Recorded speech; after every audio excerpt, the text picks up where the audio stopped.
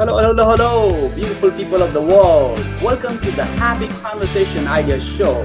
Thank you, listener, for coming back and listening and flourishing with the thoughts, ideas, and story of the happiest people. And today I am honored to have our dignified and noble person, my friend, our special guest is Fiona Oakes. For those who are not aware of her global elite accomplishments, here is small, lovely introduction of Fiona. Fiona Oakes is a British distance runner who holds 4 world records for marathon running. In 2012, she was the first vegan woman to complete the Marathon des Sables, a 154 miles race across the Sahara Desert. It has been regarded as the toughest foot race on earth. Fiona has made a name for herself as an endurance runner. Apart from the rest, she is the fastest woman in the world to run marathon on all 7 continents and in the North Pole, but both cumulatively and elapsed time. She has completed internationally in more than 50 marathons and set marathon courses record around the globe, including the Antarctic Ice Marathon. Fantastic, wow. And in 2015, Fiona ran 6 official marathons in 6 days on 6 continents. Fiona's achievements are made even more outstanding due to the fact she was told at the age of 14 that she would never walk properly. Let alone ever run under ongoing 17 radical knee surgeries, which ultimately led to having her entire right kneecap removed. With overcoming her own adversities, Fiona's true drive to achieve incredible feats of human endurance are motivated by a deep desire to raise awareness for the plights of the animal and veganism around the world. You can watch her new groundbreaking documentary called Running for the Good, which is world famous now, which chronicles Fiona's running career and her tremendous work at Tower Hill Stables Animal Sanctuary. She is an ambassador for the Vegan Society and is a patron of Captive Animal Protection Society. Please welcome Fiona to the Happy Conversation Idea Show. Hi, lovely to be here. Yeah, thank you so much, Fiona, for your precious time. I'm really, really honored that you have spared your time to share your wonderful, inspiring lifestyle with not only with me, the million people who have not yet born will be listening someday and get inspired. Great. So please tell us, how and when did you conceive the idea of running? Yeah, it's a long, complicated story. I think to give you a bit of background, the main reason that I actually thought about running was to promote veganism. I've been vegan practically all my life. Went vegetarian when I was 3 years old and then vegan when I was 6. None of my family were vegetarian or vegan. It was a completely self-inspired, I won't say decision, because decision's a bit ambitious at 6 years old. It was a reaction to cruelty and violence towards others. I didn't want to be part of it, so I opted out. Simple, piece on your plate, make that decision through what you eat. And things have grown since there. It was always a dream of mine. I never actually thought it to be a reality to have an animal sanctuary. That was the next progression up the ladder. I didn't harm animals, I didn't eat them, I didn't buy into exploitation or cruelty or by indulging in any of those products. But it was a dream. I love animals and I wanted to be able to care for them and give them the kind of dignified life they deserve in a safe environment. I achieved that goal in 1996, started the Tower Hill Stables Animal Sanctuary. I didn't even start it as a sanctuary. I started it as a place of sanctuary for the animals that I was already caring for. But after a while, I realized that's not enough. I'm just addressing the symptoms, not the cause that the animals are needing rescue in the first place. So I literally wanted a platform from which to speak out from, to promote veganism. Just to say, despite the bad press vegans tend to go, because at the time, until very recently, if veganism hit the headlines, it was in a negative way, not a positive way. And I literally just wanted to be able to say, hey guys, forget all that. I've been vegan for many, many decades and look what I can do. It was before social media, and it was before, so you had to use the mainstream media as a vehicle to get a message out there. I'm not well connected. I can't just call on people to kind of promote my story. So I thought, well, what can I do? I'd always been sporty. Despite losing the kneecap, I was a competitive cyclist. I can do cycling because it's no impact. Running's very high impact. So I thought, okay, could I do something within sport? But at the time, this was back in the early noughties, the only sport, especially in the UK, that was getting any interest, especially female sport, was marathon running, because Paula Radcliffe was doing really, really well in the marathon. Yeah. It had got all the hashtags kind of attached to it, toughest endurance event on the athletics calendar, both mentally and physically brutal. And I just kind of thought, okay, if I can just compete in and complete a marathon, it's proof positive that as a lifelong plant-based person, you can achieve anything. And that's how I kind of fell into running. I didn't know that I'd be able to run. I certainly didn't set out to kind of break world records and PB at 2:38. I didn't set out to do any of that. It was just literally to prove that I could do this event. So if I can do a marathon as a plant-based athlete or human being, anybody can achieve anything in daily life. And that's how I kind of fell into it. And it's just been an adventure since then. I didn't sit down at the age of 6, or when I started running in my 30s, and think to myself, I must, top 20 place in London, and then I must move on and win some marathons, and then I must do Marathon de Sable, and then I must go to the North Pole. It wasn't any of that. It's just kind of, it's just been creative veganism, whatever I can do, and I think that I can do to move my agenda forward, in a positive, peaceful, proactive and pragmatic way. So that's kind of what my running is all about. Well, this is very inspiring and very motivating too, no doubt to me, but we'll already know about your stories, and we really, really honor what you just shared now. Tell us about what inspires you most in winning a medal, or trophies, or fulfilling your life purpose. Just fulfilling a life purpose. I don't really attach too much value to the trophies, the medals, the honours, the accolades. I mean, indeed, when Keegan came to make the film, he's going like, where are all your trophies and your medals? And I really don't keep them in cabinets or anything like that. Once I've finished, once I've got the result, once I've got that kind of time or place in a marathon, or I've done what I just move on and forget it.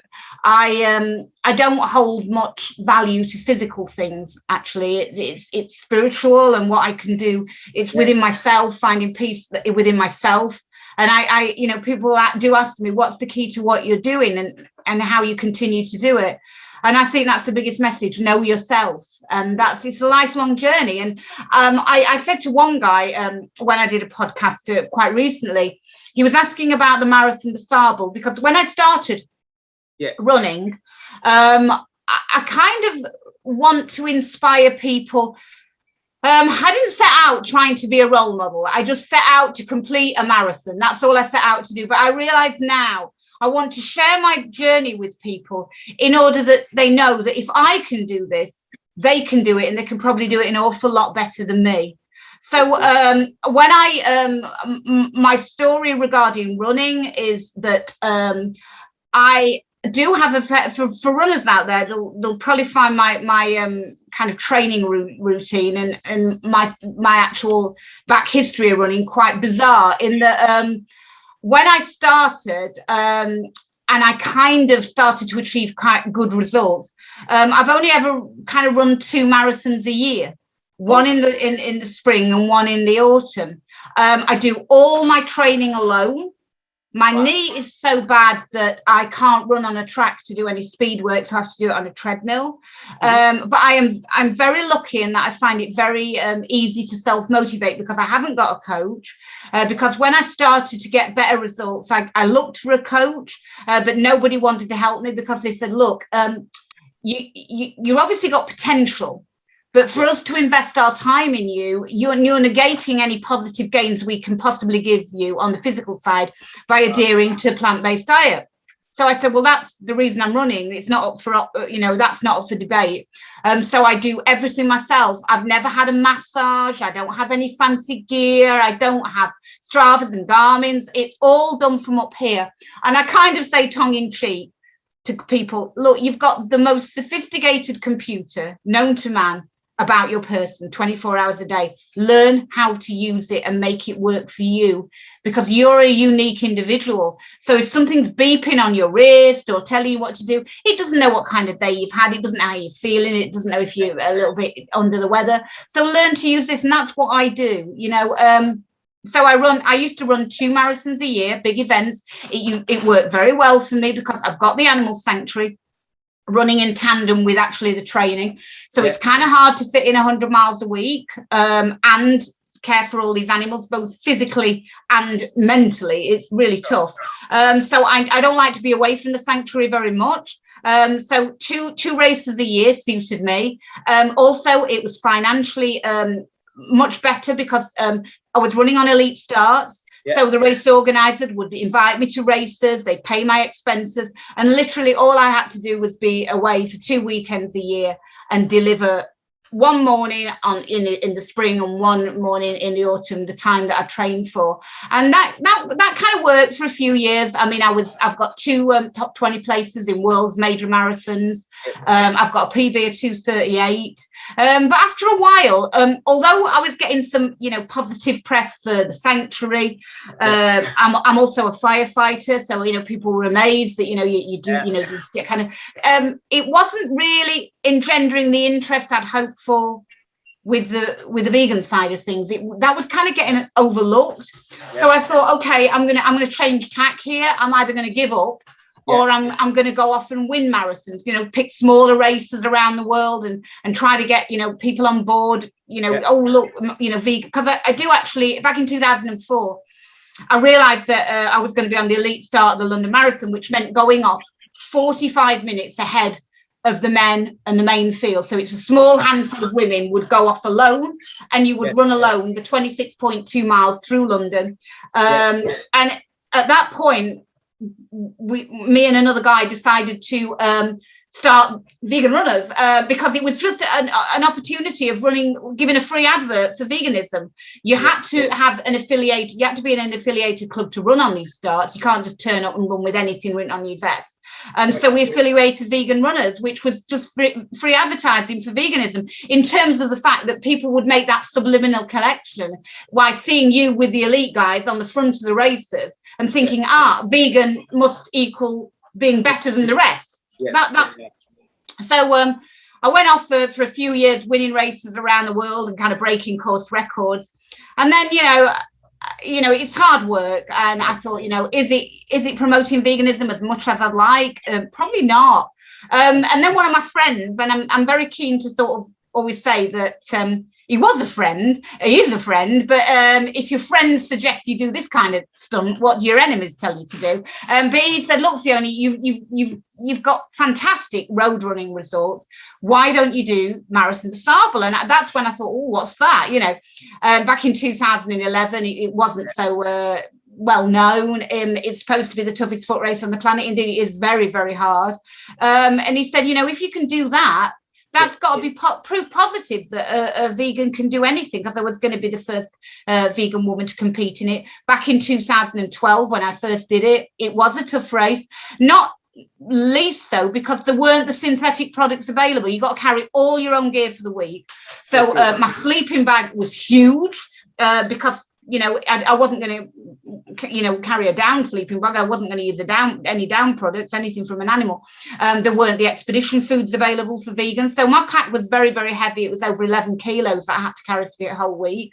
Unfortunately, the week before the race, I fractured 2 toes. So I got that to compete with as well. So 2 fractured toes and a huge pack in the desert for a week, don't make for an easy time. But I got through it. And then because I'd effected a rescue of a woman on the first day, the race kind of said to me, if you want to come back next year and try and hit it hard without the fractured toes, we'll give you a place and you can come back, because even though it's a very brutal race, places are very, very highly sought after. But at the time, it seemed like a wonderful idea. But the same friend that suggested I do that then said to me, look, Fiona, you've done it. You've got the medal. You've proved you can do it. You did well enough in it, even with the fractured toes. Why don't you do the polar marathons? And, you know, and I'm thinking, well, okay, that's really got to prove a point, you know, because in the UK, you know, if you come inside and it's cold, you say, oh, it feels like the North Pole out there. And if you want to articulate how tired you are, you say, I feel like I've run a marathon. So put the two together. If I could just compete in and complete the North Pole Marathon, you know, game on, you know, that's got to really prove a point. So I didn't actually believe there would be a marathon at the North Pole. I thought, you know, it's bound to be just somewhere in northern Norway, and it's going to be very cold, and you know they can't possibly ask you to run a 26.2 miles at the North Pole, surely, to goodness. But you know, I was completely wrong. They do, and I went out there, and it was an amazing experience, very humbling experience. I won the race. I was the fastest woman to ever run a marathon out there, a podium with the men, and that's when the world records came into play. But what I will say is, when I was talking about the ultra stage races, the ones that you actually have to carry all your own possessions for the whole week. So basically, if you haven't got it on your back, you're not going to get it. And it completely changes your perspective on life. In terms of when people say, well, what do you mean? And I'll say, well, when I got home from the Marathon des Sables first time, my mum turned the tap on in the kitchen, and this blessed substance came out. I was kind of transfixed at this. And she said, what are you looking at?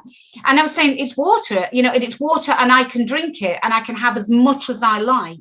Wow. That's the miracle, and that's something that so many people don't enjoy. It's a luxury that so many don't enjoy.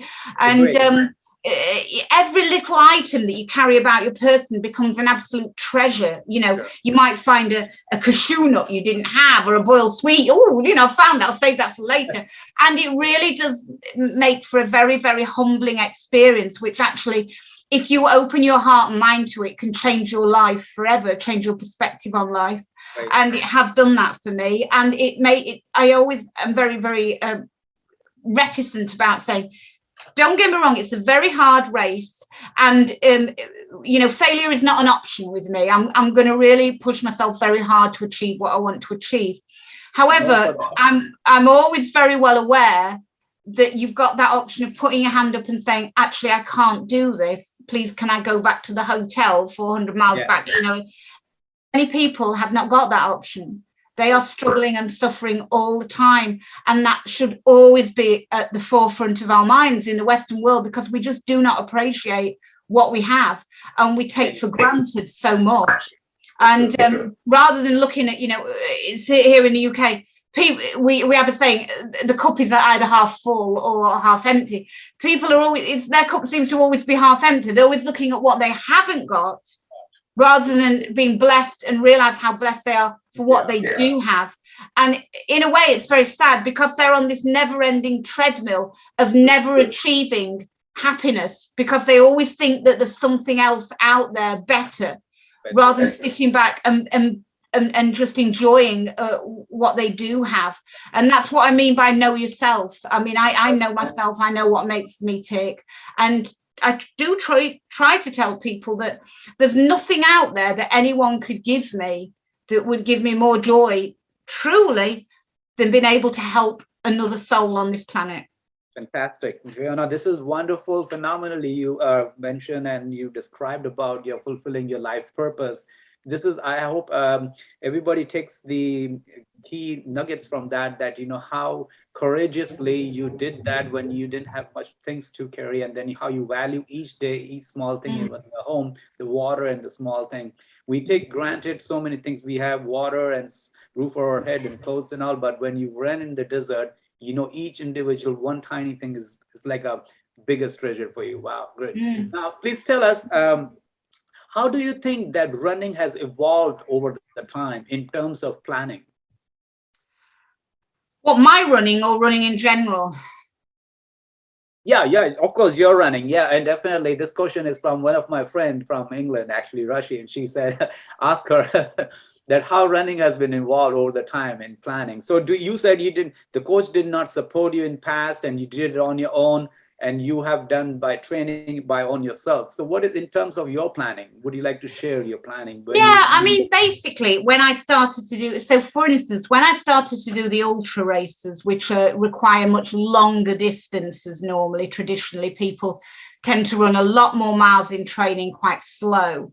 Yeah. I didn't really change my training too much because I'm used to doing about 100 miles a week. That's what I kind of know I need to do.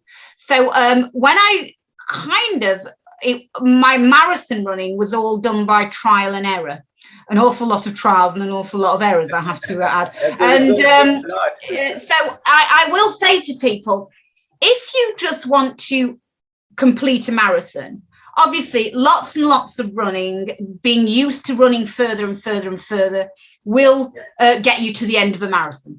Yes. However, if you want to start looking at the time you're running a marathon, you have to be a bit more careful and planned with your training. And so for me, I tend to run 3 speed sessions a week on a Tuesday and a Thursday and a Saturday. Okay. And they will be either 6 by 1 miles hard and I'll decrease the recovery. If you can't increase the speed, decrease the recovery. 10 by 800 meters, same sort of thing. Ideally, it's the first 800 meters, the 5th 800 meters, and the 10th 800 meters should be at the same pace. And if you can't get any quicker, decrease the recovery times in between each. And 20 by 400 meters, even faster.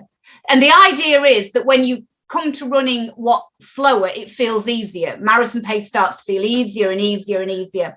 And then along with that, on those days, I would do a recovery run in the evenings between about 6 and 8 miles. On a midweek, I'd do a longer run, longish run. On a Friday, I would do hill sessions, a medium to longer run, 13 to 15 miles. And then on a Sunday, between 22 and 28 miles. And the mantra is, if you don't train hard, you won't race hard.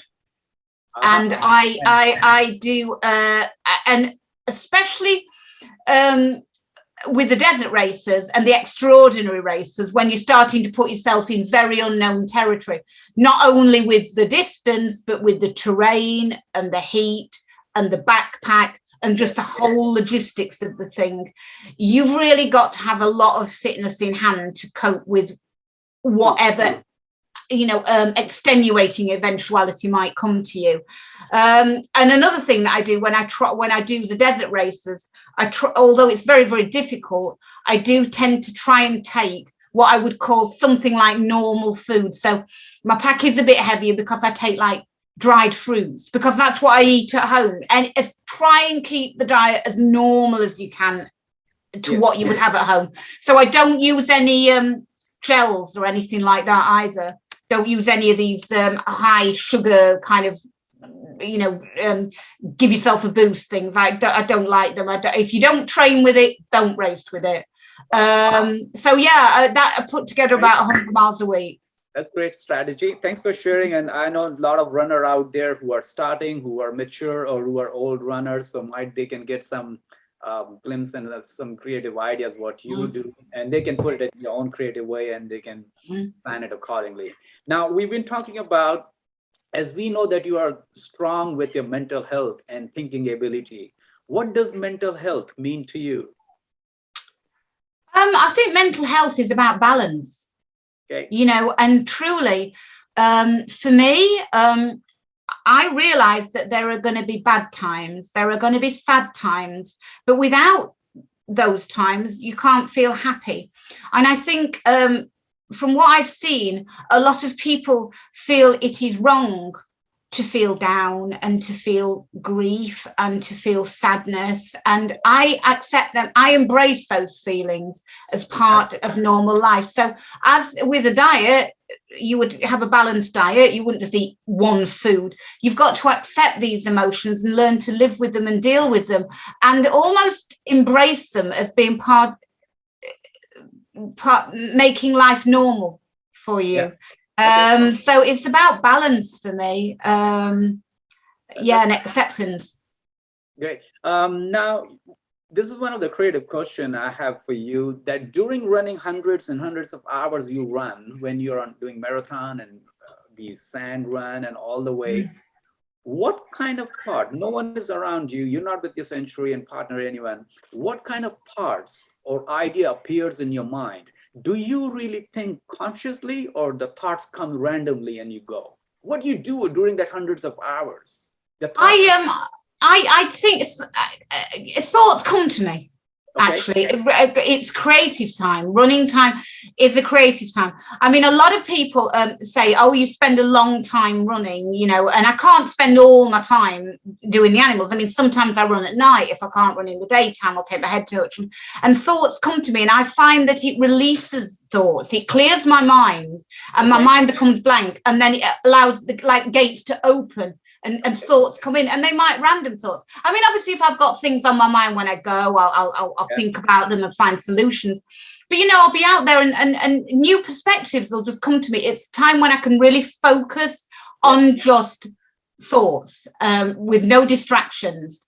So I find it very, very, very beneficial. Not only when I come home do I feel physically better, but I feel mentally better. Wow. And, you know, I think it gives me a mental agility as a physical agility. So, yeah, all sorts come to my mind. And I come home very often, and it's my creative time. And I come to my computer and I think, I must get that. I must think about that. I must do that. So, yeah, it's a very, very good way of just being out there in the wilderness. Lovely. With a clear mind and clear thoughts. Thank you. Thanks for sharing. Who is your role model as a runner? I like all sorts of people. I mean, Lorna Kiplagat, because she helps women through a Lorna Kiplagat Foundation. You know, it helps Kenyan women to get on. I make no secret of the fact that one of the great runners out there that has always been very, very good to me and kind to me is Haile Gebrselassie. And I was the first time I met Haile was in Amsterdam. Jos, his coach, had invited me to do the Amsterdam Marathon. Yeah. And it was a really, really funny story, because I will say to people, I don't look like your conventional marathon runner. And I always feel quite embarrassed when I'm on start lines and they're like at the front and they're panning the cameras across, and there's these elfin like little Kenyans and Ethiopians, and then all of a sudden I'm getting quite panicky, kind of thinking if I turn sideways I won't look quite as big, and I kind of feel like the love child of Mrs. Blobby and the Michelin Man standing there. And yeah, because I've quite muscular upper body. I mean, obviously I've got the sanctuary, I'm a firefighter, so you know I'm just not conventional looking marathon runner. And I first when I went to Amsterdam, Jos invited me there on my times, and I'm wandering around the elite hotel, and I said to my mum usually travels with me because I have no coach, do you think we'll see Haile Gebrselassie?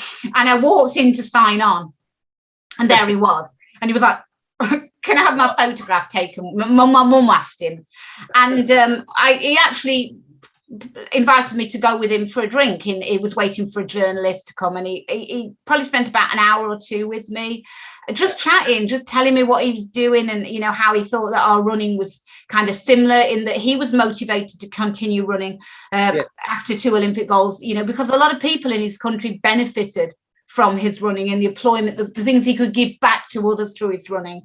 I thought, well, because I thought at the time, well, we're not kind of similar with our times, don't go there. And he invited me to go out training with his group on the Saturday morning, and it was just a very, very amazing experience from somebody who is literally a nothing, a nobody. I mean, to suddenly be put on a plane and then with the greatest in the world. And yeah, I mean, Haile has always been very, not just for his running, but his demeanor. And the fact that he always has time for people and a big smile on his face. Lovely. Such a wonderful companion, a role model. I hope everyone can find one like that. Yeah. Okay, now you have a very productive lifestyle. How do you balance that? Yeah, I mean, I like to be on the go all the time. People know that about me. I get up at 3:30 in the morning. And people do ask that. It's very, very early to get up. And yeah, it is. And I don't always feel like chucking out of bed when it's dark, especially in the winter time and going out. But I always feel that I'm very blessed. And I enjoy seeing the sun come up, because it's almost like an amazing experience of you've been given the opportunity of seeing another day emerge. I I tend to balance things out, always being productive, but in different ways. So rather than sitting and resting my body, I'll use my mind. So I'll do the computer, and then I'll do some running, and then I will do the jobs with the animals, and then I have to go down the fire station. So I just compartmentalize things and kind of think, okay, well, I'm not going to be taxing my body using the computer, I'll tax my mind. And it's kind of just juggling it around like that. But I think where there's a will, there's a way, and there's a very great will with me to achieve as much as I can while I'm here. Because I realize that life is very short. There are no guarantees. It's very transient. Anything could happen at any time. And I don't want to look back and think that I've missed opportunities or live with regrets. I want to go out there, full thrust, and do all I can while I can. That's great. That's a great balancing act. I hope people, because people usually get even so upset and mentally stressed and physically stressed within 8-hour job. They said, oh my God, I'm done for the day. And then look at you, such an inspiration, wake up by 3:30 in the morning. And that's not even early morning. It's almost like a late night for people. Fantastic balancing. Thanks, Fiona. Now, in England, in Manchester, Chantal Gaston is one of the fastest half marathon female backward runner. And Erin Yodger of the USA is also the fastest backward running winner. Now, would you be interested also running in backward or sideward? Have you thought about it? No, I'd probably trip over. I am a very clumsy runner. I have not, I mean, these runners amaze me. I have a big enough job running forwards, let alone backwards. It's quite a miracle to me that people can do that. I just point me in a direction, and that's about the best I can do. Having said that, I'd probably give it a go if I was challenged to do it, but I think I'd leave it to the experts and stick to the conventional forward running, which is a big enough project for me at the best of times. I'm not a great stylistic runner, so I don't think my style, because I do limp a bit with my running, would suit backward running.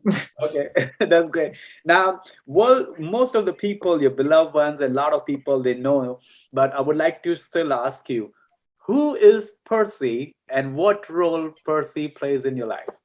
Well, Percy is a little bear. He's actually in my gym at the moment. He's a tiny little teddy bear, and is like the mascot of the sanctuary. And he's just a cute little teddy that I carry around with me that makes me smile, and he makes other people smile. And he's kind of, I suppose, he's kind of a little olive branch to people, because when I started running with the veganism, people felt very kind of threatened that I was going to be very judgmental and pushing veganism all the time and forcing on people.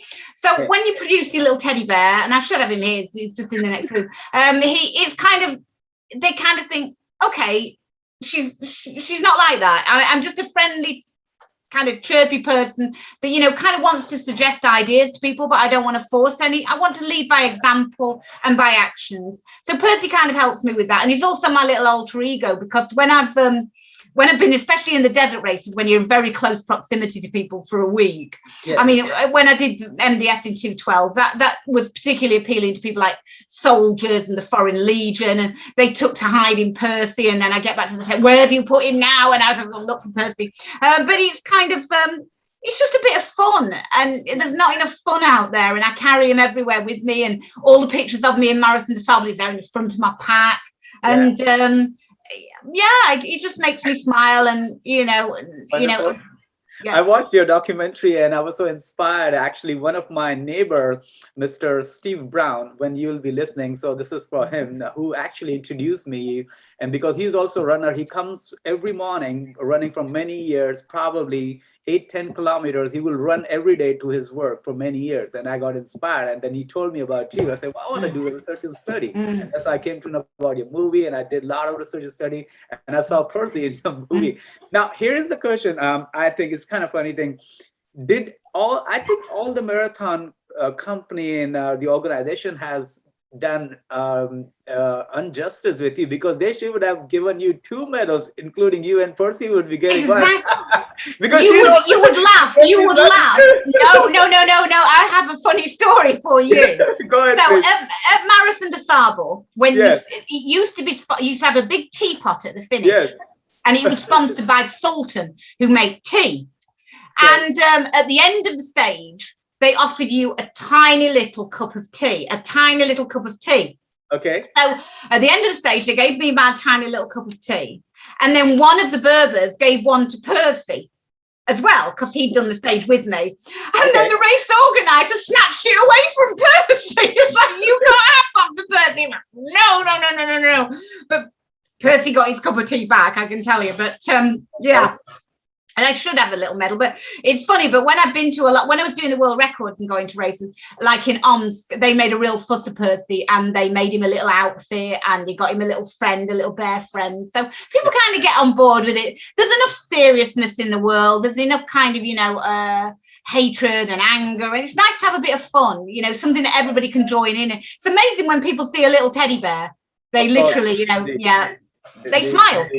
Of course, I love that. When I saw the first time, I thought Percy should get at least one medal too, because she's also a partner running with him equally, like so many million, thousand kilometer, even he has done. Yeah, he's always there. Lovely. Okay, Fiona, now there is a lot of myth and little understanding and misunderstanding about veganism. Now, my question is, lots of people still think just eating vegetable, you become vegan. And the thoughtful people thinks, stop killing animals and become vegan. What does really vegan mean to you? Would you like to explain? Yeah, for me, veganism is not really just about food. It's about the whole way you view life. It's about being empathetic to others, human and animals alike. I would say that a lot of people are confusing probably veganism with plant-based. Yeah. So for me, it's almost spiritual veganism. It's literally the food is probably about one of the least important things. I mean, most people just ask me, "Oh, what do you eat to do all this?" And I only eat one meal a day. Wow. And the food that I eat is very, very basic food, because I do have the animals to consider. It's a very, very expensive thing to run a sanctuary. All my own money, my family's money goes into the sanctuary. I'm a very, very basic vegan. I have, lentils and beans and pulses, just, and vegetables seasonal. So for me, being vegan is about eating seasonally. Eating locally sourced, not just like shipping things from around the world, exotic products, and putting the vegan authentication stamp on it just because it's a plant. You've got to consider, did anyone suffer? Was exploitative labor used in producing that food? Or packaging? You've got to consider the whole concept. Nice. That's what it's about for me. So it's about a holistic lifestyle, just rather than focusing solely what's on your plate. And I do say to people, veganism or plant-based living is surely healthier for the animals if you're not indulging in eating or consuming meat or dairy products. But a lot of the processed food that is now whisked its way onto the shelves in supermarkets, especially in the UK, is not that healthy, and it's not ethically sourced. And if you look at the packaging it's in, we've got a problem there. So you have to think about the whole thing rather than just saying, oh well, it doesn't contain any animal products. No, that's great, but it's beyond that. It's about considering how that food is produced, and did anyone or anything suffer to produce it. So it's about a whole. It's a journey. I mean, I'm not a vegan expert. I just do my best. I make mistakes. Everyone does. But I think the most important thing is to embrace and acknowledge those mistakes and learn from them. And in the same way that I say, to any new runners, you're always going to learn most from the runs which are toughest. So true. And that's what veganism is about. It's just about, and it changes constantly. It's like a flow. And when I started, it was just about, I love animals and I don't want to harm them. But then you start looking at the way that me being vegan can help other people around the world. It can help animals. It can help the environment. It can help the planet, the future, all those things. Fantastic. Thanks for sharing that. A lot of people can also understand that this brief introduction which you have given is phenomenal. Thanks so much, Fiona. Now, what is your advice and ideas for the youth and young runners? Yeah, don't put too much pressure on yourself. Think about the distances you want to run. I mean, I get a lot of younger people come to me and they want to run a marathon, and don't do anything too soon. Don't burden your body too soon. Don't do too much. Don't overload. Be sensible, and don't be bullied by coaches. Do what's right for you, and the most obvious thing is, depending on what entry level you're at, and I know that even at kind of a domestic entry level now, there's a lot of substances out there that you shouldn't be taking. Always keep it clean. Keep it clean. I mean, the drugs in sport, it's phenomenal. Even at the lower levels, the lower tiers, the best results that will benefit you are the ones that you work hardest for and do most honestly. Yeah. Don't cheat with the running. Don't cheat with anything. Don't cheat in life. Work hard for it, and the rewards are many, many, many fold. Much more so than medals and trophies. Yeah. In your soul, you've done your best. You couldn't do any more, and you've done it honestly. And that's probably the thing I get most back from my running is, I know people like, could you have been better? No, I probably couldn't have been any better. I mean, I've worked very, very hard, but I can tell you that everything I've done honestly, absolutely 100% honestly. Thanks so much, Fiona. Now, Fiona, you being a woman, and what are the key elements a female runner should understand, do's and don'ts, while beginner or even the expert one? Because you have suffered from the stage 1 till where you are today. What advice, especially for the woman as a runner, would you like to give? Well, I never really think of myself I just think of myself as a runner, to be honest with you. I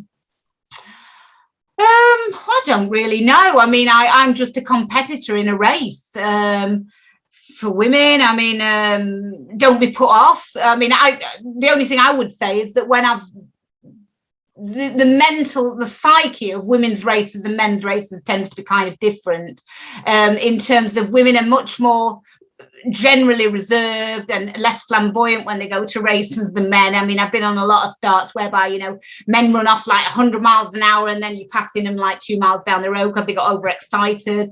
So, just be out there doing your thing for you. And a lot of people are very self-conscious about themselves when they, especially when people write to me, I'm a little bit overweight and I feel a little bit embarrassed to be out there. I'd say, well, let's be right. You might be, think of yourself as really, really slow, but you're beating everybody that's at home on a couch. So don't be too self-conscious. Runners come in all shapes and sizes and all ability levels. So I don't think of myself as a particularly special runner, and I don't think of myself as any better than the next person, even if I'm running 2:30 yard in a marathon and they're running 7 hours. We're all out there together as a community, and a group of people, a family of runners. So I don't put myself at all on a pedestal, and have fun out there. Don't put too much pressure on yourself. Agree. Thanks so much for sharing, and I hope lovely ladies out there will take some of your valuable advice and suggestion on that too. Please tell us, what do Mother Earth and humanity means to you? Everything. It means everything to me, because humanity are the custodians of Mother Earth. Humans are the custodians of Mother Earth, and Mother Earth is so giving to us, and we abuse her. And that, and when I've been in places, I remember being at the North Pole running, and it was scary. The race was 9 loops of about 3 miles. And there were times when I just looked up and I was scared of getting frostbite. I was scared. It was very, very cold. Literally, you couldn't carry anything about you on your person, food-wise, because I had one boiled sweet for an emergency. And when I went to get my emergency boiled sweet, I looked for it in my pocket and it just crumbled. There was nothing. You had to cut your headgear off. It was frozen to your head when you came into I came into the warm tent twice. Yeah. And I had to cut my buff off and my hat off. Everything was just frozen. And I remember being out on the course, and my mum was really scared for me to go to that race because you were left at the North Pole. There's no way out. The plane has to leave very, very quickly when it's landed because it just cannot stand for long in those temperatures, about -40. And I always wear a little necklace that she bought me with a horse's head on.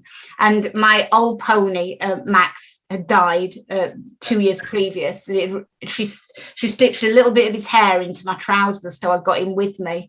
And I remember I was running and I was frightened and I didn't know what time of day it was. I couldn't remember because it's 24-hour sun, you know, and I just looked up and I saw the kind of the light and I saw the ice and I saw the water and I thought, we are playing with Mother Nature. And if at any time she decides she's giving us little warnings along the way, like naughty children, we're ignoring the warnings.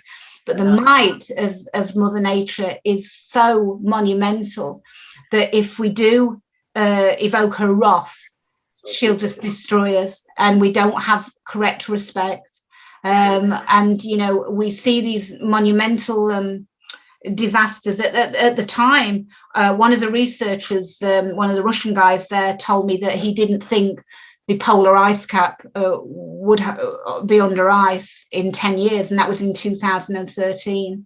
Wow. It's just melting so quickly, and he split his time between Antarctica and the North Pole. And another instance was when I was in Antarctica running, and it was very, very foggy, and then all of a sudden you kind of ran through. It was almost like, you know, The Lion, the Witch and the Wardrobe. You just went through a wardrobe door and you were suddenly into sun, and it was like Mother Nature had just lifted a veil, and there's this most spectacular vista of Antarctica in front of me, and I realized the power of this nature. There's nothing like it. Thanks for sharing this first-hand incident, and it's very enlightening and empowering too.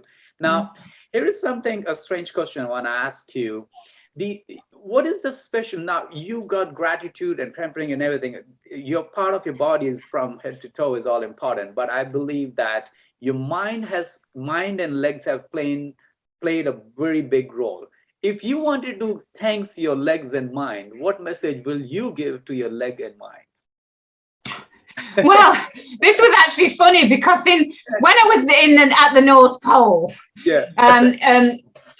they ship you in. They ship two groups of runners in because they only take a relatively small plane. Okay, and you get off the plane, the door opens, it's absolutely freezing cold, and they quickly usher you to a tent, which is absolutely boiling. It's like a sauna. I remember just laying there in a t-shirt, sweating away. The idea is that when you come in from temperatures that cold, you can't warm up naturally, so it's got to like hit you. And I'm laying there with a lovely lady called Lynn Hoon. And she was kind of scared of talking to me because there was this kind of hype before the race that I was this really crack runner and I was really, really good. And Lynn was there to kind of walk, and I was there to supposedly run. And she was a little bit, you know, unsure about talking to me. And I realized that she hadn't got the right gear with her. She'd not got a buff. She was panicking. So I said, look, I've got all this gear, but together we can each have enough. Now just get what you need. And she said, and we were there, and she couldn't believe that I was laying on this little bunk saying, oh, please, legs, just one more time. If I put you through this, I promise I won't hurt you again. But please get me around this horrendous situation with which Lynn and I have got ourselves into. Just one more time, please. So I think that's it with the legs, definitely. Please just keep going, one foot in front of the other, one more time. And my mind, I mean, I'm just very blessed with my mind because I'm very, very focused, and I'm very, very grateful that it can remain strong. So just to support my body, please, mind, stay strong and allow me to do what I need to do, because I think generally speaking, your body can only overcome what your mind allows it to and pushes it through, and the mind is the most important thing. And I know with the a little bit less so with the people when they ask me what's the toughest race you've ever done, and they expect me to come up with something really kind of, you know, not sexy, but, you know, something really kind of, you know, something kind of off the wall. And it's definitely the road marathons, the fast road marathons. I think basically because although they're over relatively quickly, the amount of grind and training you have to put in to deliver a quick time is just brutal. But the longer runs, they teach you a different lesson. And I remember somebody saying to me, with the ultra events, it tends to be less about the body and more about the mind. Right. And I think it's about 70% mind and 30% physical ability, actually. So if your mind can remain strong and focused, it's such a blessing. Fantastic. And yeah, so true, Fiona. What you just explained, it may be a strange question, but it's a valuable learning from here that we can learn about that our bodies are servant of our mind. Whatever the mind gives an order to us, and the body reacts and then acts and reacts to as well. So make sure our mind is always towards the perspective, like productive results, not thinking negative, and towards goal oriented as well too. Okay, now let's take this second round we call Make the World Happy Round. So your short and lovely answers are welcome. Okay, what inspires you every day to become the better runner? The animals, and the idea that the better I can be, the quicker I can be, the more I can achieve, helps the animals in some way by promoting veganism. So that definitely what inspires me there. Fantastic. Next, what happens when you are thankful? I think I'm always thankful, but I can achieve more. Okay. Because being thankful for what I've got enables me to get in the next step on the ladder to want to achieve more. Okay. Because I always want to be thankful. Lovely. And thankful of everything. Lovely. That's a great answer. What is one thing money cannot buy? Or many things? Well, many things, but peace of mind, and peace within. Peace within your soul. I mean, you know, when I've been in the desert, people say, what do you? I say, well, look, when you're running along, if somebody came to you and offered you a gold bar, you wouldn't want it because it's too heavy to carry and it serves no purpose. Water, food, shelter, companionship, no fear, no pain. The very, very simple things, they are the most precious things. Money can help you achieve these things and help others, but in essence, it can't make for a peaceful and tranquil soul and mind. You've got to find that within. You've got to know yourself. Fantastic. And I don't think money can buy that ability. You've got to be able to do that for yourself. Fantastic. Thanks so much, Fiona, for sharing that. Now you have your century. Have you named all the animals, and who's the oldest? The oldest animal here would probably be, let me think, I don't want to do it injustice. It would be Pegasus. And he's Pegasus. He's a horse. Like a horse. He's a horse since I've had from a foal. He's well into his 30s now, and he's gone blind. And he's a very happy chap, and he's doing very, very well. But Pegasus is probably the oldest. We've got quite a few older horses, but what is his color? Body color? White. Grey, white, yeah. He's what they call a Lipizzaner, one of the like the Spanish riding school horses. He's a big white Lipizzaner. Yeah. Fantastic. Good. What are the benefits of being a happy person? You seem to always happy person to me, especially. What is the benefits? I think you can spread happiness to others. Positivity, I think, engenders positivity. If you are an angry person, it creates an angry aura and it spreads and it eats away. And I think that,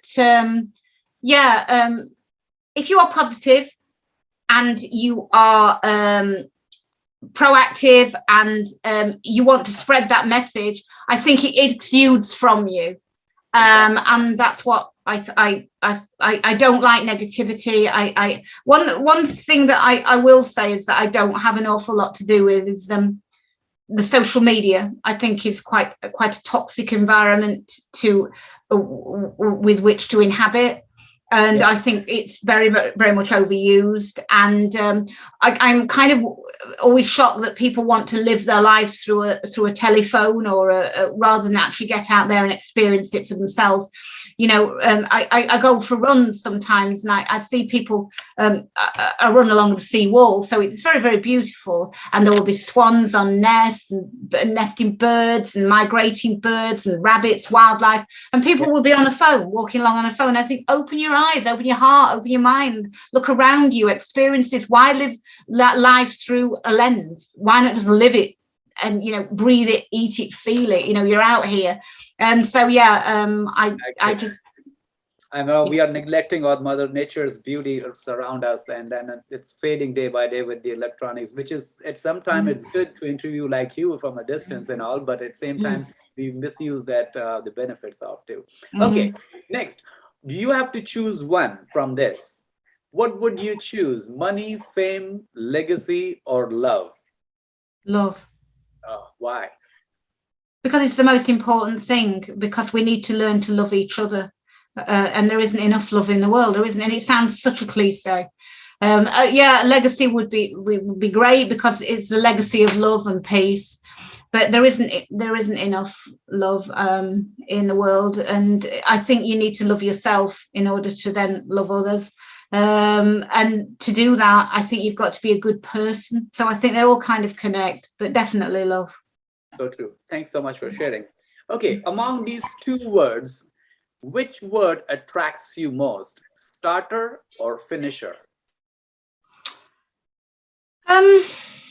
Now you're into race, because these are the two most important words, and it fulfills you. So I want to know your creative answer. Well, it's difficult, because I suppose finisher, because you've got to start to finish. So it's got to be so it's kind of the starting is obviously a fundamental part of finishing. But then again, for some people, the big challenge is starting. I mean, a lot. At the end of the day, does it matter if you don't finish? No, because you started, you tried, you got out there and gave it a go.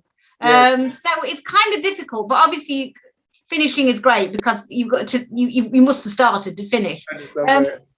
Yeah, but that's a great answer, because a lot of people procrastinate to even start, but once that's good too. Once you start and you're already in the game, like you can go. Great. Okay, what never goes out of style? Compassion. Ah, wow. Why? Because we should always be compassionate towards others, and it's not up for option being compassionate. I mean, so it's not something that's transient. It should be there all the time. It's the fundamental part of how we live. Compassion to others, and it's not a fashionable thing. It's an absolute essential thing. So true. I agree. Being excellent to each other is possible. And I always say, we should treat each individual on planet Earth as the most important person on Earth. And that's how we're born to treat each other with respect. Thanks so much. Okay. What is one thing you will never stop doing every day? Fighting for the animals.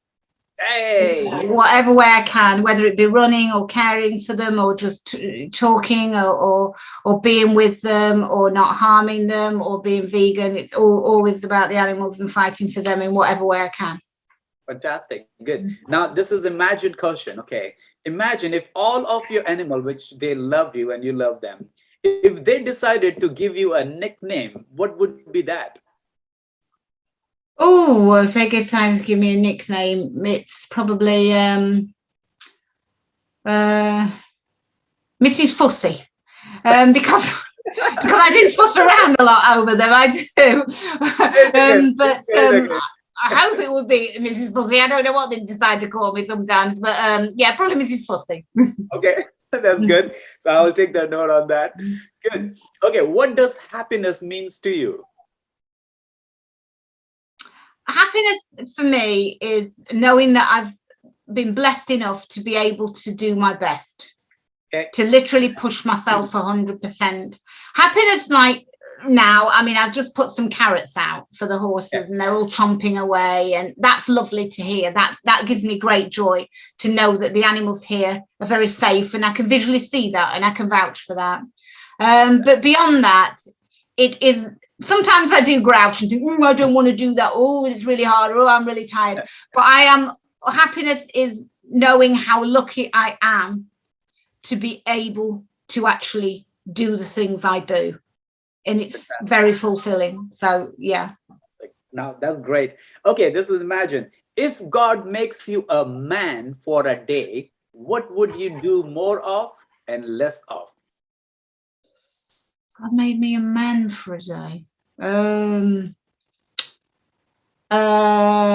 Probably I would do, I don't know what I'd do more. I don't really think about myself as a man or a woman. I just think about myself as a person going about my business. So if it was my dad, for instance, he'd probably do, Mum would probably say a little bit more housework and a little bit less watching of television.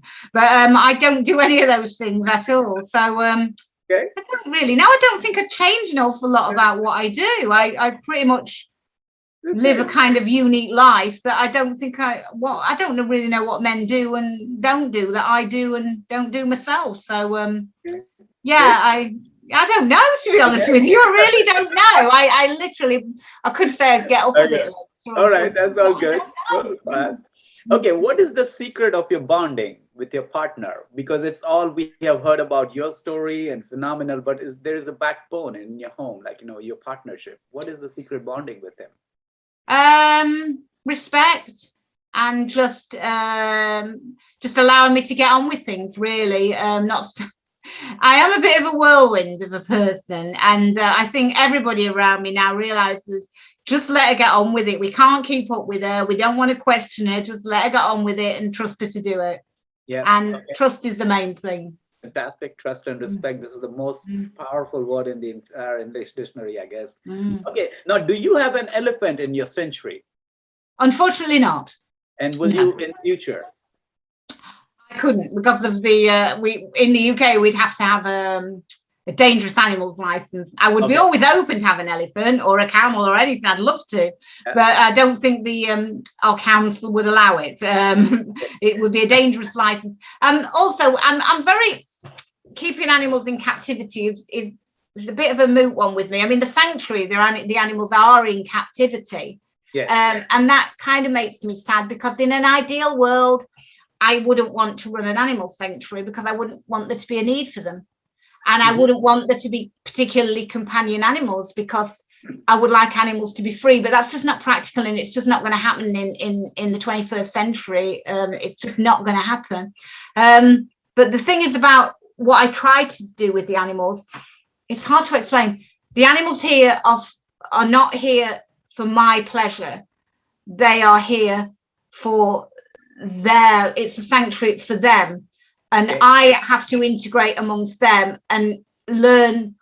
One lady said, you're almost their interpreter between the animal kingdom and the human kingdom. Yes. And rather than them, if you want, have to learn my language, I've learned their language and what their needs are, and to adapt that for them, rather than asking them to adapt around what I can cope with. So freedom for the animals and freedom for individuals is most important for me. I couldn't really have an elephant running free. Great. I have been to Thailand, and I went there in the elephant sanctuary. They're wonderful. They don't ride on them, but they just let them free. Most amazing, incredible animals. I saw that. Great. Now, next, quickly, if you have any fear, how do you handle them? Mental strength, really. I mean, I think with experience, you learn to cope with things. Fear, I am pretty fearless now. I mean, over the years, things that I have frightened me. Obviously, with experience, I have great faith in my own mental and physical ability to be overcome things. And I suppose it is just experience. I do still carry fears. I fear that the world won't wake up and won't make change, and I fear for future generations. But personal fear, you mentally, physically, you just have to trust in yourself and your own experience, and believe in yourself, and that's the best way that I've found. Now that's a great faith you have and believe in yourself, and your self-esteem is always high. So that's one of the kind of thing, fearless. Yeah. Now, great. How do you create your winning ideas? Honestly, I don't know. They just come to me. I don't know. It's not some great formula that I'm working to. I go with the heart. I go with my heart. If it feels right, I'll do it. The head has a little bit of intervention. Sometimes it's, oh, I'm going to check that one. But I go with the heart. There's not. I base my decisions not on financial decisions or business decisions. What I think is right at the time. It's always based on what I think is right. Yeah, beyond that, it's kind of creative thought. Things just come to me and I run with it. If I think it's a good idea, I run with it, and literally. And like with the running and the events that I've entered strategically, if I think it's going to work, or it could benefit the animals, or benefit the cause, or benefit what I'm trying to promote, or then I will just go with it. So do you write down the ideas sometime, where you store in a treasure or journal, or you mentally, you remember, your memory is sharp? My memory is very, very sharp. And when things come to me, they stick with me. It's not something I'm doing. It's coming from within me. So it's a part of me. It's like, so if I think of something, it's like a natural, it's part of me. It's not, oh, that's a good idea. It's more than an idea. It's kind of exuding from me as part of me. I might jot one or two things down occasionally, but once it's in here, once it's come into my head, it stays there, and I've got to work on it, and I've got to go with it. Fantastic. Good. Okay, now we are coming close to the show. And then what do you see when usually you are at the finish line of the marathon? Do you see a medal? You see your personal happiness, or do you see your happy animals? I see the happy animals. I have to say, when I come to the end of a marathon or an event ever, I'm never particularly satisfied with what I've done. And my immediate thought is, could I have done a bit better, or could have there been another time barrier I could have broken? When I see the finish line, I think it's just relief that I've been allowed to get through another race. Usually when I'm running, I'm like every other runner, and I am saying to myself, never again will I enter another race. It is appalling, and I never am. And then the minute you get over the finish line, it's, where's the next one? What can I do next? And it's literally job done. I hope I did my best for the animals. What can I do next? Where can I raise the benchmark a little bit higher? How can I do something different next time? How can I do more? That's what it's all about. But I do kind of think that it is a cliche to say there's no such thing as standing still. You're either moving forward or backwards, because your competitors are always moving in it. And so I'm always trying to mix it up and think, what can I do, or where could I have been a bit better? But it's definitely the animals. And yeah. So it goes credit to animals. Fantastic. Thanks. Very selflessly, very grateful and cheerful you are. Okay, now this is the imagine question. Imagine if you would be the host of this show, and if I would be the guest of this show, what question you would have asked me? I probably have you. Are you completely mad? But yeah, I think I'm pretty. Yeah, literally, I think I don't know, to be honest with you. I always find it very, very difficult that anybody wants to ask me any questions, or is in any way interested in my life at all. And it was a complete bolt out of the blue when Keegan actually wrote regarding making the film about me, because I was thinking, why would anybody want to make a film about me? Why would anybody be interested in what I've done? So I don't know what I would ask other than what you have asked. Okay, that's good. No worries. Maybe one of this day I will come and meet you in the century. Definitely, I'll do some volunteer work with you. Now we talked about your full lovely life experience as a runner, and then about your veganism. You shared the great phenomenal ideas for the youth and women empowerment. Now, please tell us about the Tower Hill Stable mission. What is Tower Hill Stable? And let us our audience knows that. Well, it's a sanctuary which I started back in 1996. I didn't actually intend to start a sanctuary. I'd already been rescuing animals along the way, you know, putting horses at farms and cats and dogs and chickens in my normal domestic house. One of the horses had a bad accident, a racehorse that I was rehabilitating. He went to the vet for 13 weeks. And at that point, my family and I realized we cannot continue on with this model of you going to work all hours God sends and giving charge of the animals to other people to care for while you're at work. So at that point, we were kind of standing on a precipice, and I never thought it would be a reality to have a sanctuary. But we knew we needed to do it then. That was the thing that just pushed and got to do it. And it was all my family really, really helped to actually initially get Tower Hill Stables. I had a very, very elderly aunt, and Auntie Nancy, we called her, and my mum told her that there was a chance that we might be able to get somewhere. We were trying to get a place with some land where Fiona could keep the horses and the other animals safe. And she went to her, she kept her funeral money in a sock under a mattress, and she said, give her this and I just won't be able to die just yet. And it was literally all the family piled in to try and make this happen, and that was 25 years ago. It didn't start as a sanctuary. It was a place of sanctuary for those animals that I'd already rescued, but it grew and grew and grew from there. And it is a place where animals are free to roam amongst each other on their terms in a dignified fashion, to live in peace, to live without fear, to be cared for and loved. And when the time comes for them to pass, they pass with dignity amongst their own kind. And that's the principle of it. It's not a petting place. It's not a place where the animals are asked to perform or live on human terms. It's as much as I can allow them to live amongst each other on their terms, with me being like Mrs. Fussy, running about, providing for them, caring for them, doing all those things. But essentially speaking, I like to see them as naturally as possible amongst each other. So the cattle, I've got 78 cows. They live in a herd, a large herd of cattle, young and old, male and female together. As much as I can recreate what they would have in the wild. I can't make it the wild. It's not practical and it's not feasible. But it's about keeping it as natural as I can for them. Fantastic. Thanks so much. And how can the world can contribute towards your this sanctuary? Is there any way or a website? Well, they can contact. I'm going to put all the website and links down there, but any specific one you want to say? And anyway, you know, I mean, if you can donate, that's great. That's fantastic, because obviously it's a very, very expensive thing to keep going. It's my feed bill is about £20,000 a month to feed all these animals.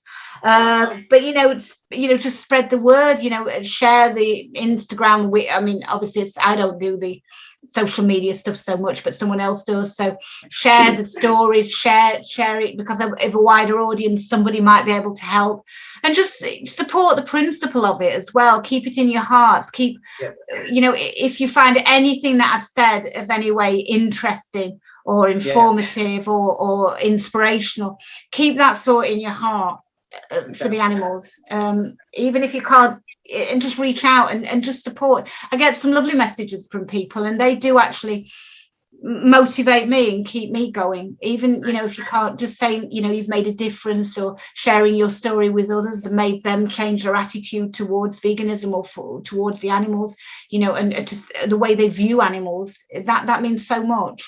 So fantastic. Thanks so much for sharing. And the last question of the show is Fiona here. What is your message for the beautiful people of the world? Less anger, less fractionalization, less argument, more togetherness. We are a global family. We really are a global family. And peace and love are the only way that we can move forward. And respect. Learn to respect each other. I agree. And there is an element of never do to another as you would not wish to have done to yourself. And that's such an important thing. And always remember, always carry that thought in your head. And if we do, we can create a better world. Less divide, more unity. Stop creating differences. Let's celebrate our similarities and move forward from that in peace. Fantastic. Thanks so much. This is really profound, heart-touching, and divine message you have shared with for the people and for the people. I always remember Mother Teresa's quote. She always said that if we judge people, we don't have time to love them. Yeah. And it's always possible. And she said that if we want to save our nation and world, start loving from your home. And that's it. We need to start from our home to respect each other for what we are. So thanks so much, Fiona, for your wonderful time. It's an honor, a pleasure that you have spent your time, your wisdom, your ideas and thoughts, and listeners are always supportive. And thank you for the listener for being here and learning and flourishing through the thoughts, ideas, and story of the happiest people. And the happiest person is Fiona now. You all know where to reach her. We'll be mentioning all her website and social media down below. You can see that. And stay excellent to each other wherever you can and wherever you are. Stay happy, healthy, and tag us, Fiona, and hashtag me too as well, and share this lovely news for the century. Let's make this world a better place. It is a better place, and let's keep moving forward. Stay forward, stay ahead, and stay forward. Thanks, Fiona. Thanks for your time. Thank you so much. Thank you. Thank you. God bless.